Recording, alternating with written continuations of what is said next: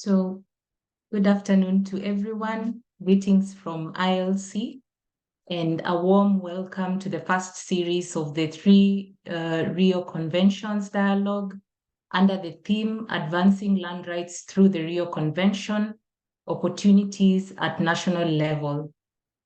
Just to mention that live interpretation is available in English, French, and Spanish. So you should be able to select your preferred language of listening in at the bottom of the Zoom screen. We also request participants to keep their microphones on mute unless they are making an intervention. But meanwhile, please feel free to introduce yourself in the chat and tell us from where you are joining us. Participants are also welcome to share any questions or reflections within the chat as we move along. Please also look out for a poll that we will be putting up soon because we want to hear from you and get to know more about you. My name is Eva Maria Okoth. I am the Senior Programs Officer in ILC Africa, and I'm based in Nairobi. I will be your moderator for the session. And just by way of introduction, we all know that there is an increasing recognition of land rights as a pathway to addressing global challenges like climate change, biodiversity loss, and land degradation. And also that remarkable progress has been made specifically in the context of the three Rio Conventions, which form the basis of the series of dialogues we will be having over the coming weeks.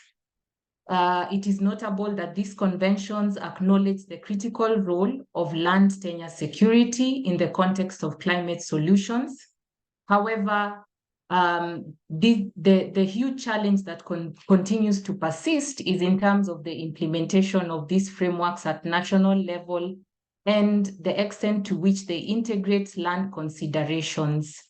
So the overall objective of our webinar will therefore be to discuss how civil society organizations can leverage opportunities under the UNCCD framework to advocate for land rights at national level processes, such as the National Action Program Development and Land Degradation Neutrality.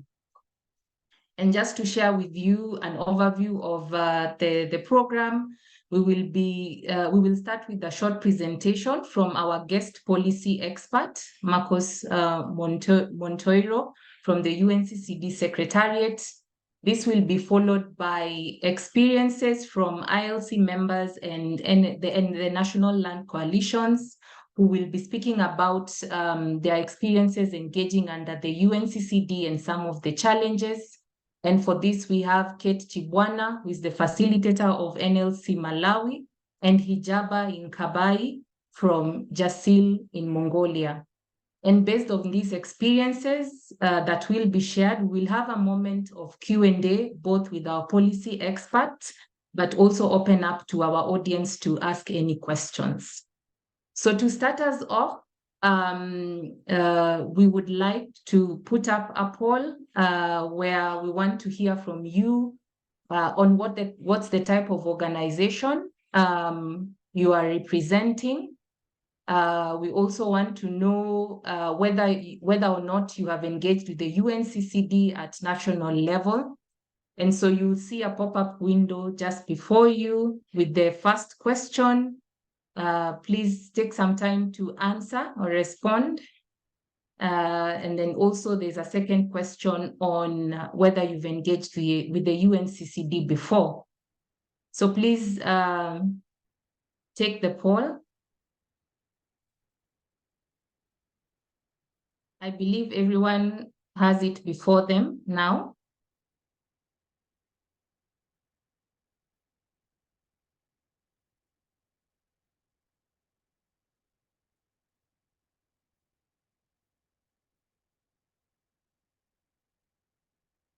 Okay.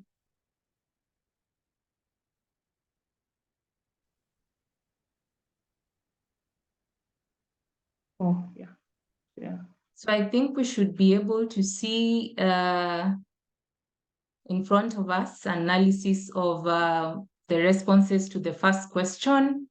with majority, of course, 21% of the audience coming from ILC, National Land Coalitions. This is followed by a number from international NGOs, and then we have constituency-based and people's organizations participating. I also see a huge percentage, 21%, from academia, research, and other sectors. And then the second question on the level of engagement, I see a lot of responses at 58%.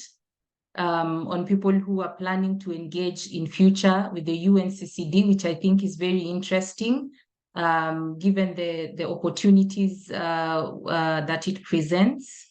And then also others who have engaged successfully at 42%, which is equally quite impressive. And I think this is great statistics to know, since it sets the pace for our discussion. So I think having looked at that, we will go straight to our first section, which is the presentation from our policy experts. And for this, I'd like to give the floor to Marcos, who is the External Relations Officer of the UNCCD Secretariat, with over 23 years of experience working under the UNCCD framework. Marcos also sits within the ILC Council, and I think it's great to have him today. Marcos, could you please provide an overview of the current status of the UNCCD framework and the ongoing initiatives, especially as far as they relate to land tenure? Also share with us what are some of the emerging opportunities under this convention to advocate for land rights. Over to you, Marcos. Many thanks, Eva, for the introduction and for the facilitation. Today, before starting, I would like to thank again the International Land Coalition for offering this opportunity to look at the issue of land and land tenure with the perspective also of the three Rio Conventions, the UNCCD, the one that we will be looking at today, climate change and biodiversity. So we call them the three sisters, even though ourselves, the UNCCD, is the youngest of all. We came out after the Rio summit in 1992, while the other two were already negotiated, and they only were approved then in Rio. Ours still had a process, because it was in Rio when they decided to negotiate our convention. So we still had 2 years until the UNCCD came into shape. So that's why this year we will be celebrating the 30th anniversary of our convention. It's a convention that has the main focus on the land, trying to make available also for the parties. We have 197 of them, the way they can protect and rehabilitate and restore the resource of the land. And I have to admit that this convention is the one, if you read the text itself, the one that has more closer the involvement of the civil society actors, the non-governmental and vulnerable populations. If we can see also how this has shaped the decisions taken by the COP. And if we go to the next slide, I can mention what happened in our convention. We are the first one that is addressing of the issue of tenure, the issue of land rights from all the multilateral environmental agreements. And this is something that comes directly from the civil society themselves. After many years supporting the implementation of the convention, they find out and they say, okay, how come land rights is not considered in our convention? So that's why they initiated the process. They start doing their advocacy and lobby with the parties, and they came up with a groundbreaking decision that was taken at COP14 in 2019, where for the first time they address this issue. This came also with the support of the Science Policy Interface, which is a mechanism that is within our convention. Unfortunately, as I said, we are the youngest system. We don't benefit from mechanisms that climate change and biodiversity they have. They have the IPCC, the Intergovernmental Panel on Climate Change, and there is also for biodiversity IPES. We don't have that, but there is this Science Policy Interface that is also producing reports and try to make sure that there is a linkages between what the science says and what the policymakers and decision makers are deciding. So in the work of the SPI, also look at the aspect of tenure, and they prove how important it is secure the tenure rights if we want to implement the convention and if we want to achieve this land degradation neutrality. So that's why after several COPs discussing this in 2019, we came up with this decision in which the parties very wisely decided to look at three specific points. First, on the policy, looking how we can integrate tenure into what we are doing. And of course, they saw the elements that they were already there, like the VGGT, the Voluntary Guidelines on Governance of Tenure. So what they thought is, in that case, why we don't try to make sure that these voluntary guidelines, they are embedded, included in the implementation of the convention. And the best way to do it is to prepare some technical guide that can support the parties. So together with FAO, we were working in a very consultative process. Some of you may already be part of this discussion, and we came up with this technical guide with 9 pathways that can help the parties in implementing or integrating these technical guides. Next point in the decision was looking at the reporting and the monitoring, how this is made is possible to integrate the VGGT into the implementation. And again, instead of inventing new indicators, they look at what is already there, looking at the SDGs and the relevant land governance indicators. And since the parties, they have to prepare some reporting in the same way that they do with the climate change and biodiversity, regularly they have to present some reports. They say, okay, in addition to the indicators that the parties they already have, to see if they are achieving land degradation neutrality, let's see if we integrate also the indicators on land governance. Unfortunately, and this is something that we are still trying to see, data available is an issue, and still they are in the process of integration. So that is an ongoing. The decision was taken, and we are still trying to see how this is possible. And the last part of this puzzle was on awareness raising. So see what could be the mechanisms and the tools that can help making this link between tenure and combating land degradation, desertification, and drought. And again, all these elements, we put them together. We were working for 2 years, and then it was presented at the COP15. If we go to the next slide, I can show you just a little bit how the integration of the VGT and the land degradation neutrality initiatives were made. So there were different elements. We have the global land outlook, where also was specific chapters on tenure, the work that I mentioned of the science policy interface, within the framework also of all the restoration initiatives that are going on, which are also framed in the decade for ecosystem restoration. And again, looking at those elements that they were already existing, like the voluntary guidelines that they were approved by the Committee on Food Security, and with the support of FAO, we came up with this technical guide. So this was one of the elements.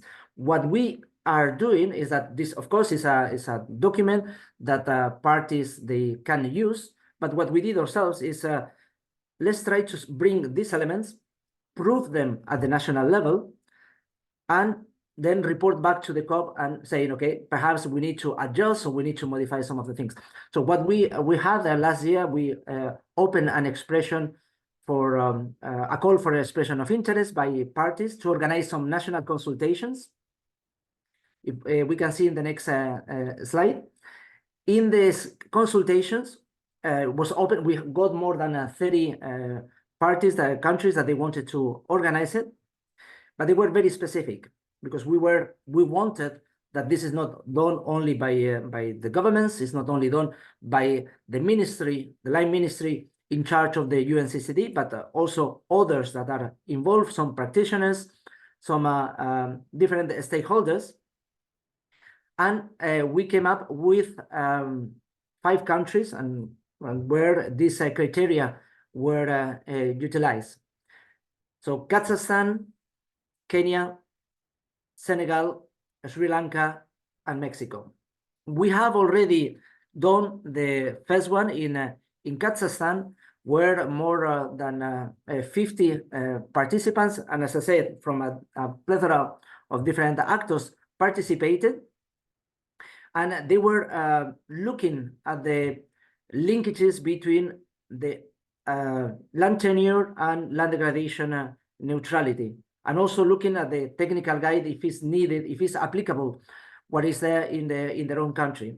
And they came up with different recommendations, including something specific like improvement of the management of pasture lands and around the villages, or improve the land use planning for particularly for state-owned and privately owned pasture lands, and increase exchanges on good practices on tenure and LDN. This is something that is included in the decision that was taken by the parties. So we will have these elements after we run into the all the national consultations, present them to the COP, and then try next year to have additional countries that they can have that and come up with specific recommendations that can be put into place. This was including with the national governments. Next. Marcos, sorry to interrupt, but maybe in the next 2 minutes you could wrap up. I have 1.5 minutes. Thank you so much, Eva, for giving the time. Yes, and what we have also done with the support of the global mechanism is the decision taken at the COP15 is to see what are the needs from the parties, and we are producing a toolbox that will bring the issue of land tenure security into the discussion, and particularly at the program level. So we have already the business case and how land tenure is needed if we want to achieve land degradation neutrality. There will be a checklist that can help in developing some projects, not only for parties and other stakeholders, but also see if the financial institutions, they also need to integrate the issue of tenure whenever they are providing funds for restoration or for any other aspects that is related to the land. Next. Just very quickly to show you what has been the continuum from COP14, where we have the decision, then moving into COP15, where we already have the need for some exchanging of experiences and success stories, the technical guide that has been finalized, and then we hope now in the COP16, which will be held in Riyadh in December this year, to bring all these elements and prove them that tenure is really, really important if we want to achieve land degradation neutrality. That's me. Eva, I hope it's within the time. Thank you so much. Yes, thank you so much. Thank you, Marcos, for that elaborate presentation on some of the highlights and the efforts that have been ongoing. I think it's really, really impressive to see the participatory approach that the framework has taken, but also the interaction and connection with other frameworks that are already existing rather than duplicating others. I think that really came out very clearly. And so at this point, I want us to shift and now listen to some experiences, concretely at national level, where members and national land coalitions have been trying to engage in national level processes under the framework. And our first speaker from Malawi is going to be Kate Chibwana, who is the facilitator of the National Multi-Stakeholder Platform. And Kate, NLC Malawi recently made an attempt to engage in the UNCCD process at national level in collaboration with the ministry, but of course there were a few difficulties. Could you please share about, some of the challenges with utilizing the UNCCD framework to advocate for land rights, and how easy it has been to access such processes at national level? Kate, over to you. Thank you, Maria. So a brief history of our previous engagement. So as the National Land Coalition in Malawi, what we are working on currently is the implementation of our new land laws that advocate for equal land rights for all Malawians, whether poor or rich, women or men, youth, the aged, and so on and so forth. So what we discussed as the coalition is that we shouldn't just end at securing land rights for these different groups, but we should go beyond that and see how this land will be utilized and how they can maintain long-term security on that piece of land. Because a huge issue, for example, with our new land laws, is not just about you holding the land, but productively utilizing that land to contribute to national goals and the national agenda. So in a country like Malawi, that largely has to do with contribution to agriculture and also our natural resource management prerogatives as well. So in looking at how communities and how individuals use their land, one key component that we recognized as a platform was the issue of climate change adaptation. For the past few years, Malawi has been hit by a number of disasters that are largely attributed to a number of practices that have been existing for so long that have put us in a very vulnerable condition. So the government and different stakeholders are really investing a lot technically and also financially in ensuring that we are managing our resources and are also responding to climate change in a way that it doesn't impact our communities very negatively when we are hit such disasters. So as the NLC, we saw that as an entry point.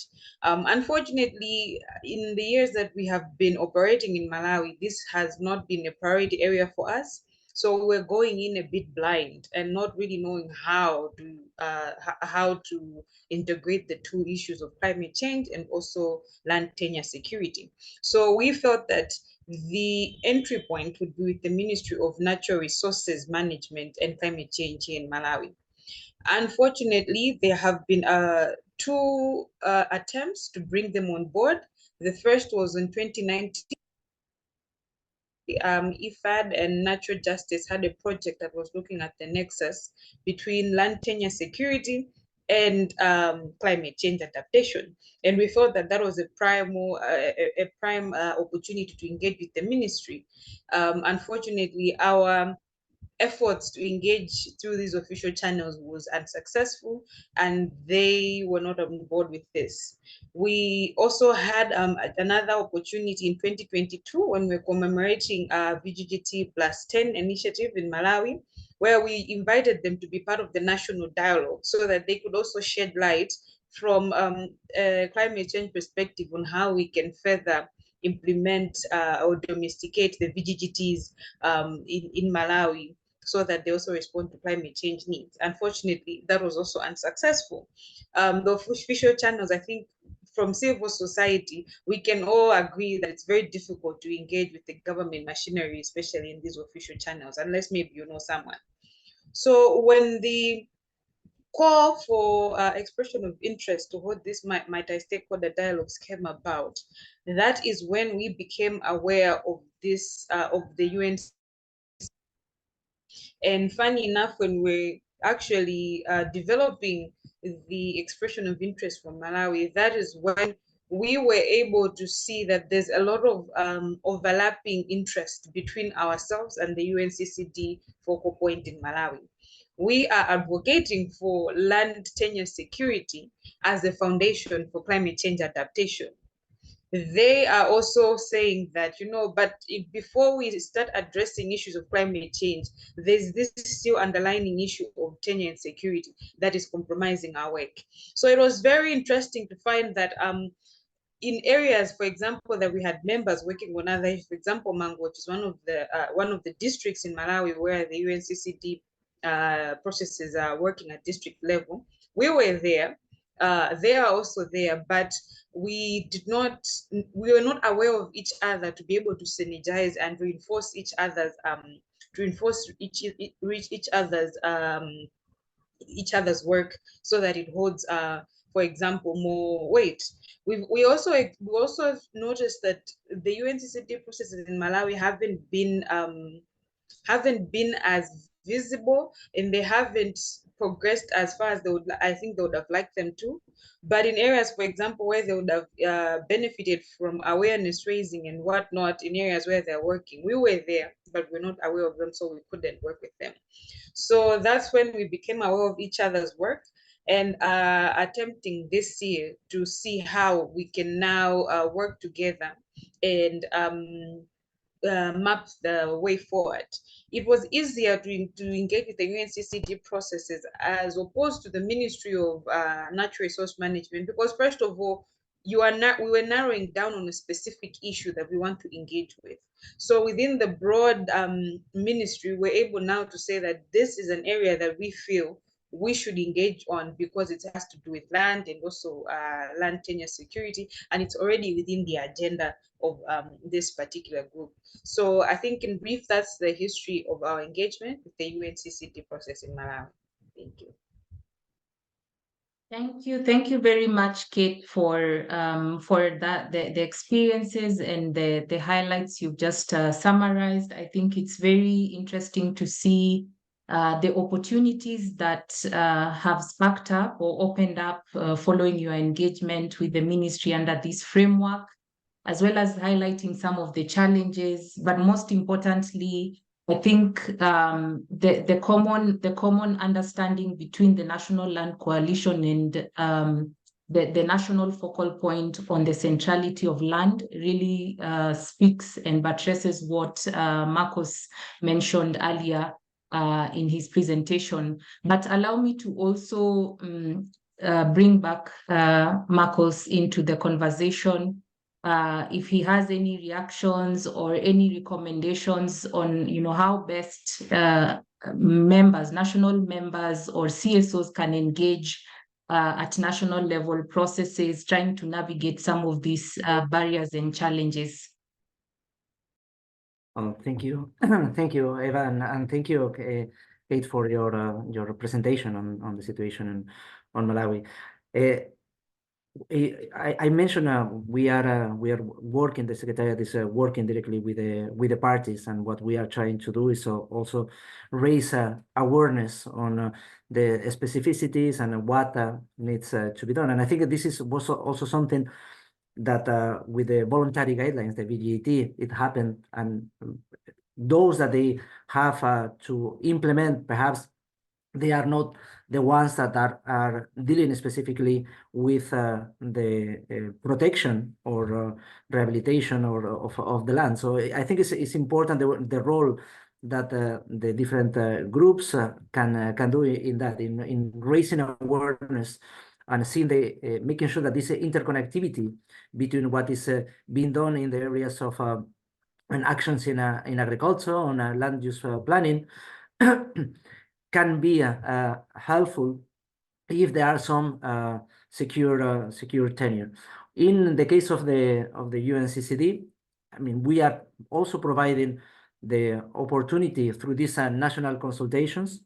I think Malawi was one of the countries that requested also to have that, and hopefully next year, once we have already done with the conference of the parties, we have the decisions, there will be possibility to have that at the national level. And we expect that the groups that are involved, either within ILC, but also other platforms, they could be integrated. So the Secretariat we can do that job, and making sure also that they are participating in at the national level. Thank you.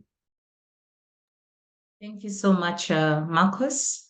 So the next person on our list is Hijaba Inkabai from Jasil Environment and Development Association in Mongolia.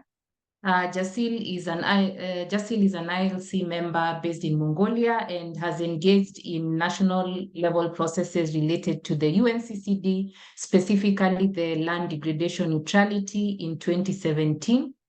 And so for this segment, I'd like to invite Hijaba to share with us also his experience on issues of land degradation neutrality and how this has created opportunity to advance secure land tenure, and a little bit around what are some of the outcomes or results from the engagement. And before you come in, Hijaba, just a small reminder that we have interpretations, and for our speakers, if you can just speak slowly so that our interpreters would be able to catch up for the sake of effective participation. So Hijaba, I want to hand over the floor to you. Thanks.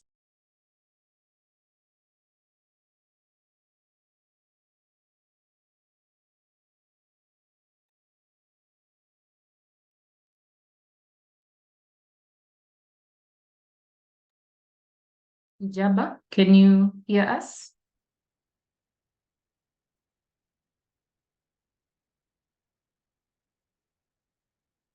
It looks like your microphone is off.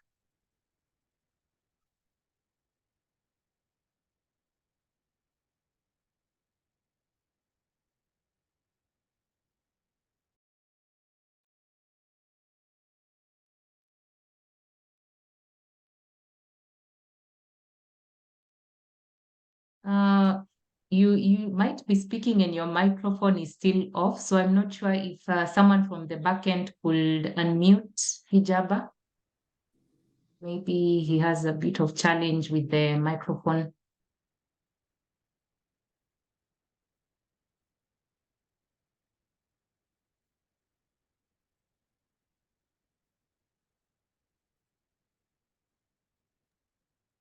Okay, sorry. Great. Over to you. Okay, thank you, Eva. Sorry. In Mongolia, ratified UNCCD in 1994 and elaborated a national action plan to combat desertification in 1996, and approved concept for sustainable development in 2016, and set land degradation neutrality targets in 2017. And lastly, in 2020, Mongolian Parliament approved long vision for 2050 for a long-term sustainable development policy in the country. The land degradation neutrality targets is to reduce deforestation. It's target 1. Promote sustainable management of grasslands, target 2, and increase agriculture yields, ensuring no net loss of wetlands. It's target 2, 3, and 4. So I would like briefly to talk about how we are, Jasil, our organization, elaborate at national level to combat desertification and ecosystem restoration under the LDN targets. First, in Mongolia, pasture land as common resources, and it is used by open access system. So we are members of ILC, have played an important role in the drafting and implementation of amendments to pasture and forest laws and procedures that prompted tenure security with the recognition of community land rights under the Target 1 and Target 2 of Mongolian LDN. Under the joint efforts of International Land Coalition, NES, which is now Land Coalition, which JASL now a focal point, a hosting organization, and the other CVI platforms, which also JASL was focal point. We help to the government for establishing the community-based pasture and natural resource management for the securing land rights of nomadic pastoralists, particularly women and youth. Our organization, in cooperation with other ILC members, supported the ministries on drafting and approval of key land-related policies and laws. For example, law on land law, law on environmental protection, and law on forests, and law on grazing fees. So also as we start, we influenced for the approval of amendment to the Mongolian law on environmental protection and the law on forests, which approved in 2008, which was legal background, policy background of community-based co-management of rangelands and forests in Mongolia. It was very important for combating desertification. According to the law of environmental protection, the new community guideline or procedure for allocation of certain national resources to the communities for their protection and the sound use was developed by JASL and approved by the Ministry of Environment in 2006. And later on 2009 and 2012, it was updated and improved, and now using as full legal support for sustainable pasture use in a country. It's also based on VGGT guidelines, as Macros said. So in 2018, I am also of team leader. We translate VGGT guideline for Mongolian and for the implementation at national and local level. So thanks to these efforts, currently in a country more than 1,500 pasture user groups, forest user groups, representing almost 82,000 herders households, and securing tenure rights for 62 million of rangelands, pasture lands, and 3 million hectares of forest lands. That was influencing all our members. Secondly, also we initiated the development of and approval of law on percentage of expenses for land and natural resource restoration from the natural resource use payment income, which is currently using as main source of national budget for restoration and regeneration of land, forest, and other natural resources to combat desertification and implement Mongolian LDN targets. Thirdly, JASL is currently a national policy advocacy team member for the Mongolian President initiative to plant 1 billion trees movement, which started in 2021. So this movement now is implementing very strongly. It also impacting to reduce desertification and implement UNCCD convention targets on reducing deforestation.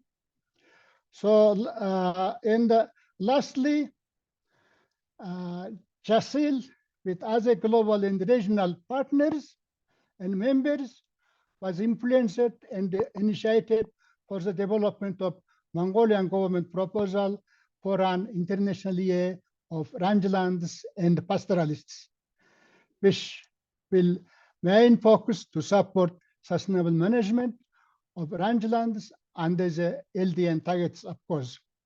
As you know, the mobile pastoralism is a solution for climate change mitigation, ecosystem restoration, and resilient food systems, and also participation of all stakeholders, including women and youth, and where traditionally pastoral mobility and rotation and shifting pasture use between seasons and between seasons more focused on this initiative.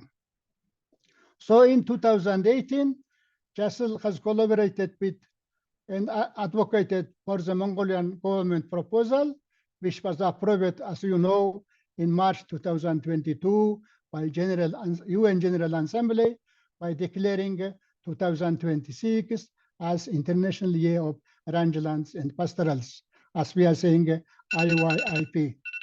Currently, I am a self-serving co-chair of the Central Asia Mongolia Regional Support Group, where we have more than 40 organizations and members to support IYIP in our region, including, of course, Mongolia and Central Asian countries.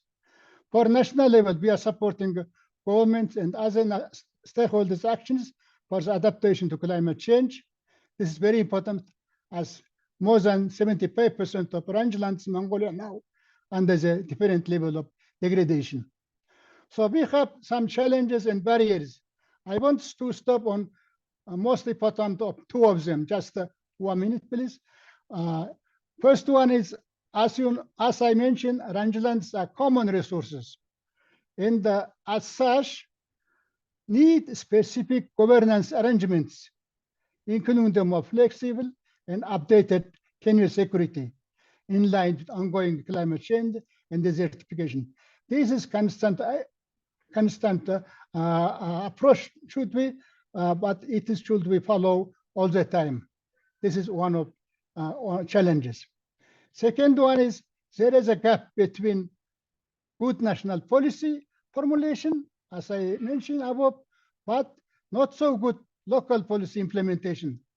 So government need to analyze and implement how the policies and laws are implementing at local level in close cooperation with all national and international stakeholders. And same time, need to increase capacity of local stakeholders and all other stakeholders participating in rangeland management. Thank you very much for your attention.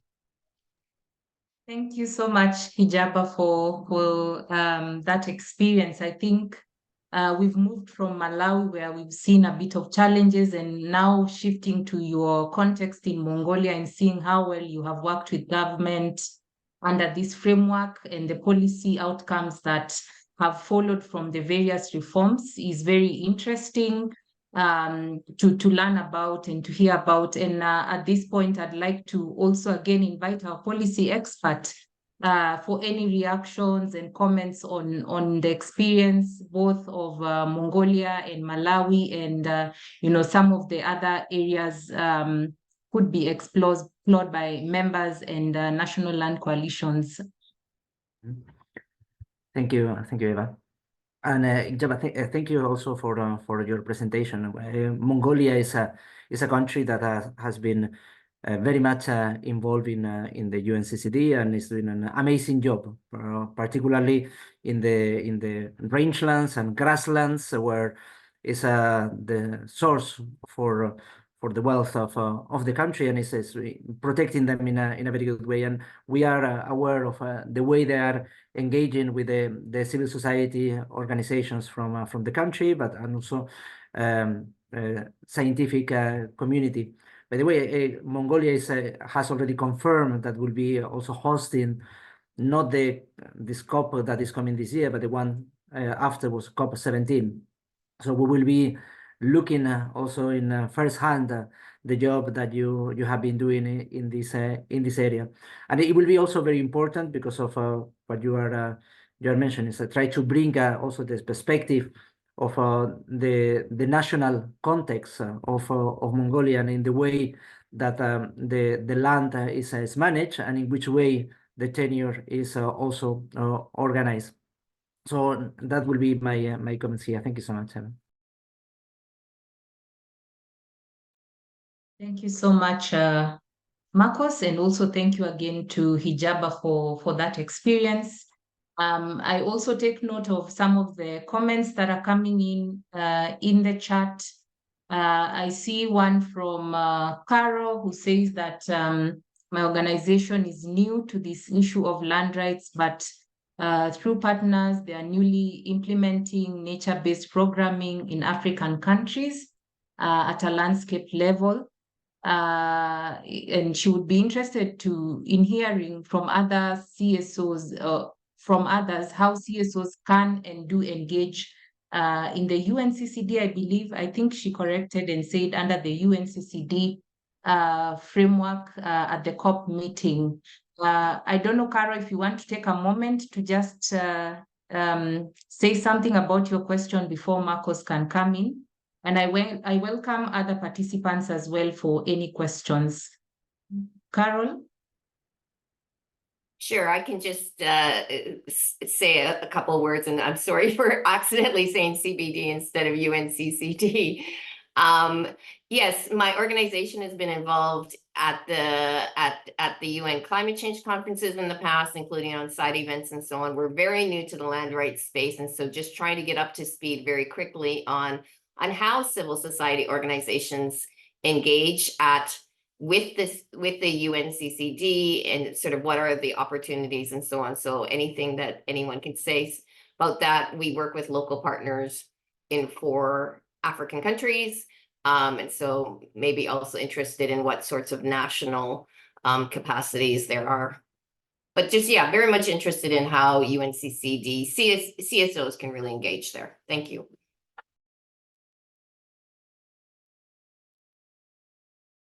Marcos, you want to go? Yes, thank you so much. And thanks, Carol, for your interest in getting more involved in the UNCCD and supporting the protection of the land. So in our case, during the COPs, as I mentioned, this convention is where you see this bottom-up approach very, very clearly. At the sessions of the COPs, there are 2 what we call open dialogue sessions, in which the civil society, they decide the topic that is going to be discussed. So 3 hours, each one of those dialogue sessions. And in the plenary room, it's an exchange, a dialogue with the parties, sometimes our ministers, and they decide the topic that is going to be discussed. 6 official languages, so it's an official session of the COP itself. In addition to that, there are side events and special events where also civil society can participate. In the case of Tenure, for example, this issue was emanating from that open dialogue from the civil society, and then evolved into a fully fledged decision that appeared there. For participating in the COPs, there is a process for accreditation, so it's similar to what you had for the Sisters of Climate Change and Biodiversity. I can share with you, or the colleagues from ILC can do it. And also the civil society, they are organizing what we call the CSO panel with representatives, one representative elected from Africa, another one from Latin America and the Caribbean, Asia and the Pacific, Eastern European, and also Western European and others. So it's a way of coordinating and working there. In the issue of tenure, there are different initiatives that have been coming up. One of them is also, again, from this was in last year for the Desertification and Drought Day, June 17, which was focusing on women's land rights. And again, this has been also taken even by the COP28 presidency as one of the elements where they will be working, just to make sure that this is implemented and also supported. With Robert Bosch Foundation and colleagues of TMG that I can see also participating here, and others, there was also some discussion to see how women's land rights could be secure, and in which way we can work together, but also again in the 3 Rio conventions. So there are several elements and initiatives that are going around. I can mention also Landesa with a stand for her rights, which is also in the same line of what we are doing. and we will be happy to join you or making sure that your organization also could be integrated in this exciting work. Thank you. Thank you for that, Marcos. And just to add to Carol, I think in terms of connecting with some CSOs or members of our coalition in Africa, I'd be happy to also just connect with you to explore any possibilities for linking our members in the countries where your organization is working. And I see Hijaba has raised his hand, but I just wanted to follow up on something that Marcos has touched on. So we've seen the strong language around land in COP14 and COP15. So the question would be for COP16 that's coming up, what are we expecting to come out in terms of land tenure under the framework? And are relevant SDG indicators integrated into various national level reporting processes? Just to follow up on that. Thank you, Eva. We don't know what will come up. This is an intergovernmental process. It's the parties, the ones that are working specifically on this, and depends on the level of ambition of the parties. The focus for COP16 this year in Saudi Arabia will be drought. The issue of drought, that there is an ongoing process to see what is going to happen, if there is going to be a protocol that will be dealing with drought or any other mechanism that can help the countries in tackling an issue that is becoming worse with the climate change and all the other aspects. Food security and food systems, that is another topic that is high in the agenda, that the co-presidency is also showing a lot of ambition in this area, and also is related, of course, to the land. It's related to the challenges and problems that the drought is causing and the degradation of land. And if we look at that in an integrated manner, land rights is there. And again, women's land rights is the one that parties are really interested in moving forward and try to look at the mechanisms that the access is ensured everywhere. So this is some of the issues that we'll be discussing. We are bringing the national consultations, the results of what has been done there.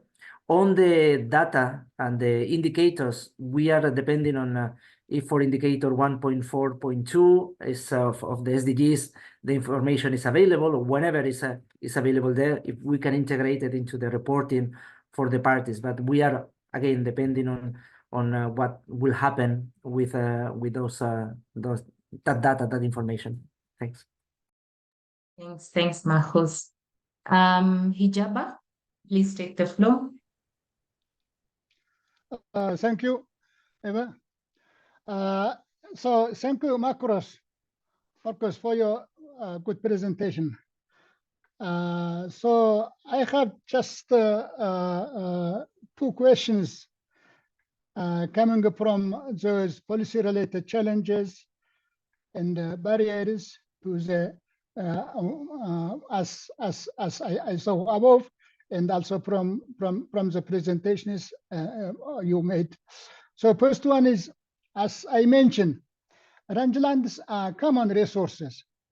So as such, we need specific governance arrangements. So how to better reflect these international national restoration and anti-desertification policies through national UNCCD related instruments at national level? And that's, I think, first question. Second is, what accountability mechanism can be designed to ensure good local implementation of national policies connected to UNCCD? As I mentioned, because in Mongolia and also in many other countries, the good policy formulations, but there are not so good local level implementation. So thanks for these 2 questions. Thank you again, Marcos, for you. Thanks, Hijaba. I don't know if we can also take the question from Simon, and then you can answer both together.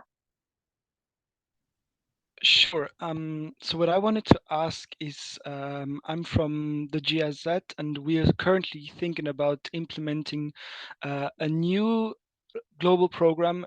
Nothing's finalized, but where we are thinking about doing exactly what we're talking about today, implementing the Rio Conventions on a national level, and it's a lot about policy advocacy.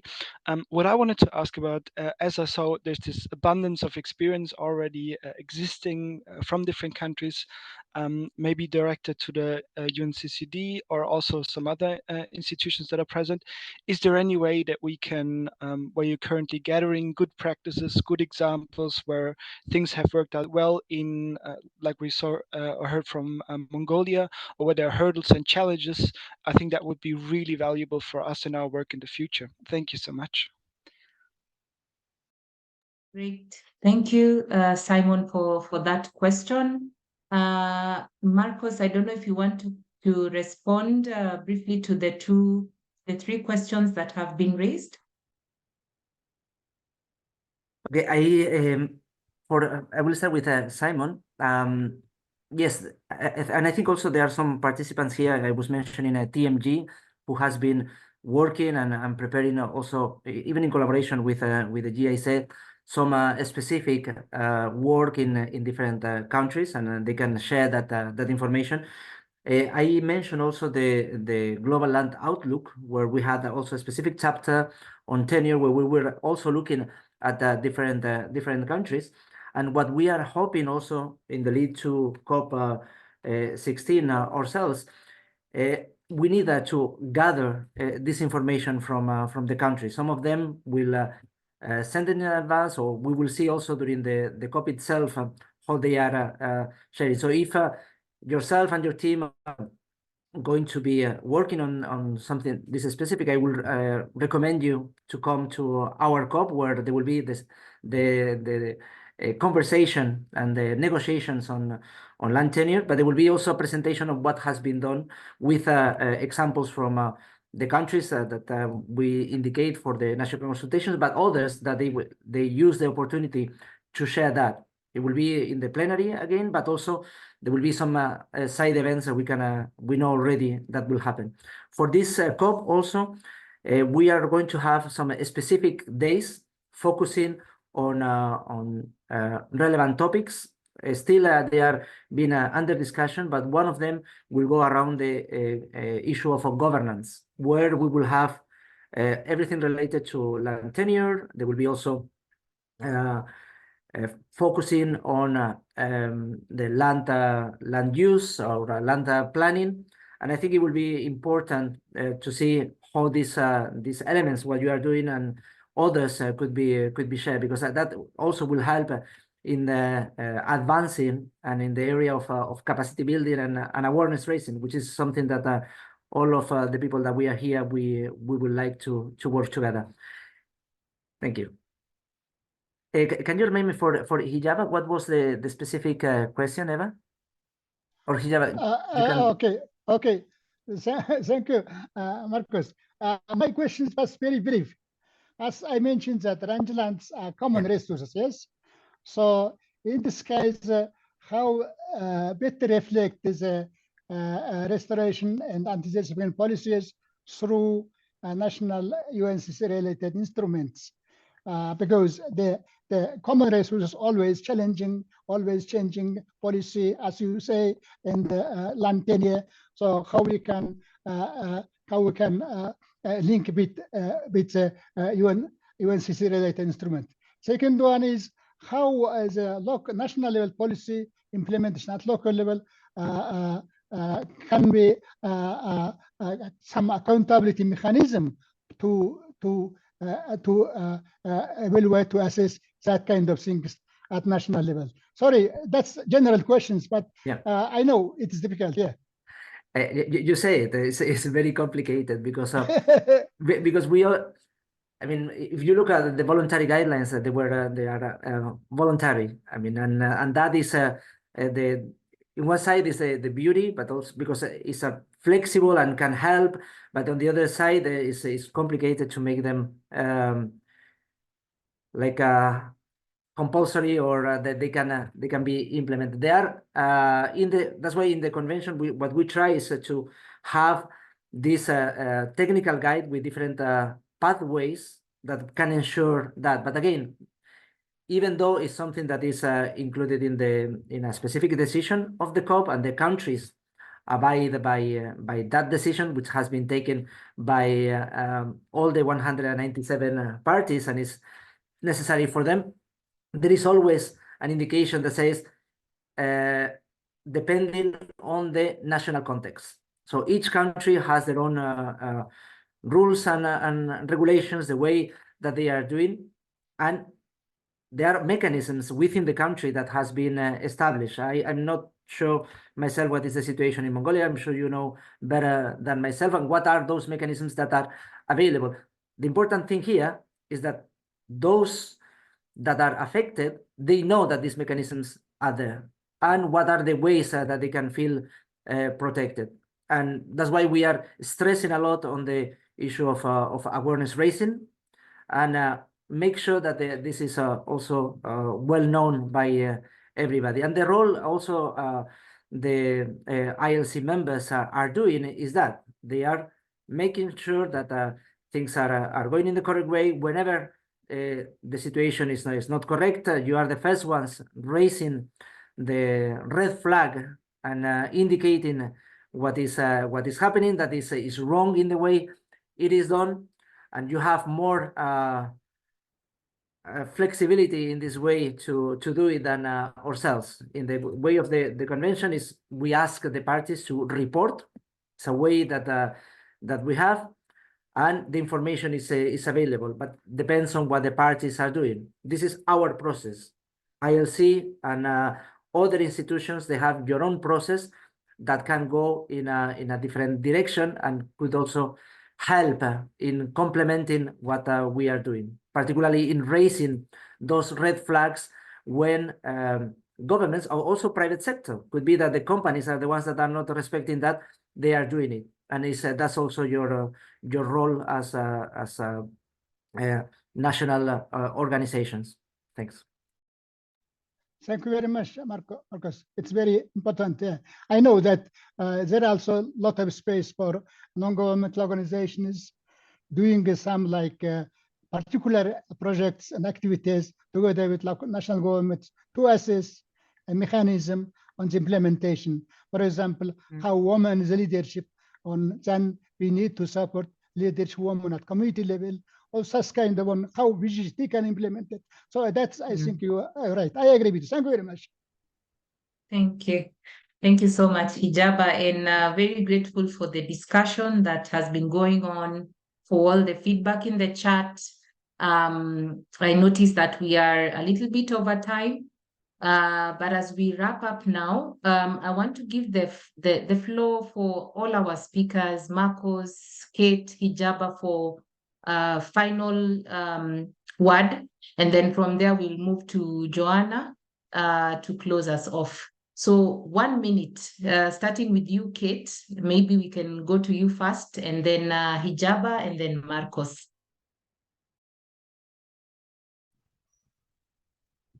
Thank you. My word is just to continue this engagement and promote this dialogue that we're having, especially in countries where we already have multi-stakeholder processes like Malawi. I think engaging with the UNCCD in this type of a way would be enriching for both processes, and if we can just maintain this momentum, yeah. Thank you, Kate. Hijaba? Yes, in my case, I want that all parties participate on the implementation, all of the UNCCD and LD diets. The participation very important, as I thinking, and then we need more sustainable development approaches on long vision in line with LD or UNCCD. Thank you. Great. Thank you so much, Hijaba. And then finally, over to you, Marcos. No, thank you again for organizing this, and I think it's important to recognize the centerpiece of land in when we are talking about the multilateral environmental agreements and challenges. If we think about climate change and on biodiversity, land has to be there, and in many cases it doesn't happen because we are focusing on other aspects. But if the clothes we have, the food that we eat, it comes from there. So, and having a secure tenure on the land, it will be very helpful for making sure that the land gets protected. Thank you. Thank you so much, Marcos.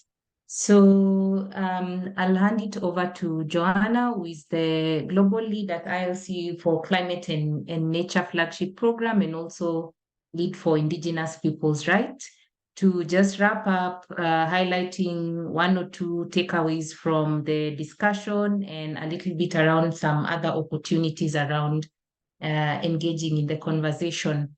So over to you, Joanna.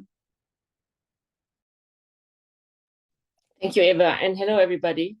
It's been a really great discussion. It's very exciting to see how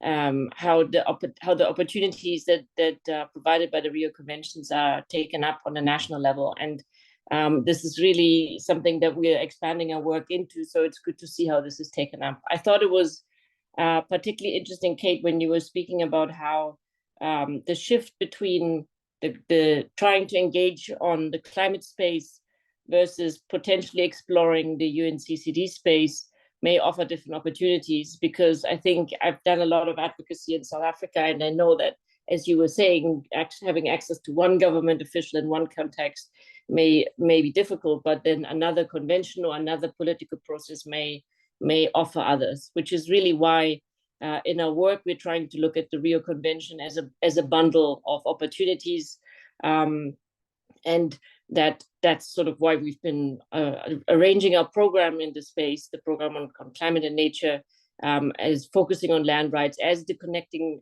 link between the three Rio Conventions. I want to spend just 1 minute or so talking about what we're doing, and then also how we're taking this work forward. Over the last couple of years, this program has been emerging, and we've spent a lot of time working on the international levels, and also with our data team, supporting a number of data initiatives that can support our members engaging in these spaces. We've done a lot of work on indicators in the CBD context, and Marcos, we're very excited in thinking about how we can adjust that in the UNCCD context, because essentially the feeding of the same SDG indicators and could be useful in that context too.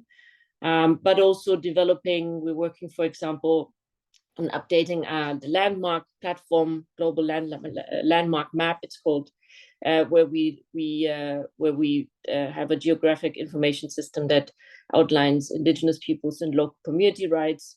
That's being launched later this year and can be used again for engaging in advocacy spaces. However, going forward, we really want to move this work further to the national level, which is why we're having these dialogues, but also are soon launching a new small funding facilities called the Global Land Catalyst for People, Climate and Nature, where we're trying to support, or we will support, our national land coalitions who want to engage more in these spaces with some small funding focused on advocacy in that interface between land and the convention, but also specifically to initiatives that may be of relevance, such as responding to climate finance or engaging in the restoration space, or whatever may be a most opportune initiative for the national land coalitions. This, as was announced in the beginning, is part of 3 dialogues. So we have 2 more to come, one on the UNFCCC and the national processes in relation to the UNFCCC. This will take place on the 8th of April. And then towards the end of April, we will have a last dialogue that will focus on the Convention on Biological Diversity and the strategic use of national biodiversity and strategies and action plans in the context of the CBD. We have in the link a link to the dialogues. Please sign up. We will also be producing a short note coming out of what we've learned from the 3 dialogues. And then also are obviously hoping to work with you all as we go forward. We are planning to be present in all of the 3 COPs this year, with different emphasis depending on our constituency's interests. We would love to work with you all. Please stay in touch.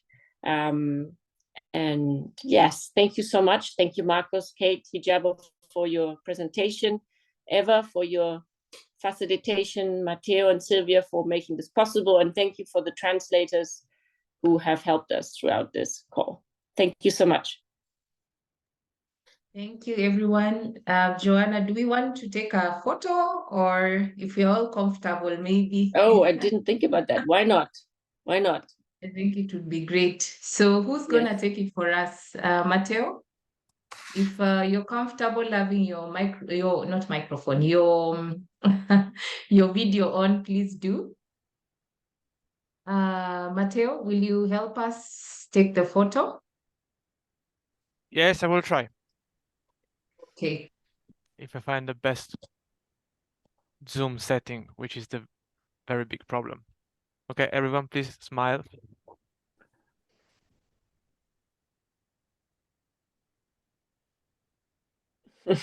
Okay, I think we did it. Good.